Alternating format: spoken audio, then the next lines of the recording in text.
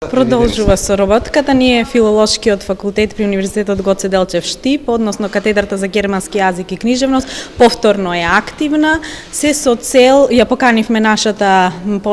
професорка Виолета Илиева, која што е Валентина Илиева, која што е и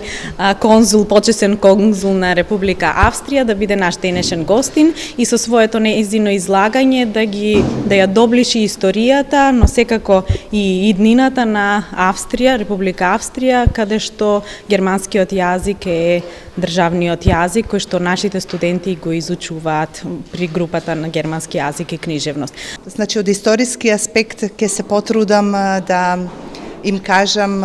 што значи државниот договор кој што се склучил на 15 мај 1955 година, кога Австрија станува слободна како втора република, бидејќи Првата република е веднаш основана во 1918 година.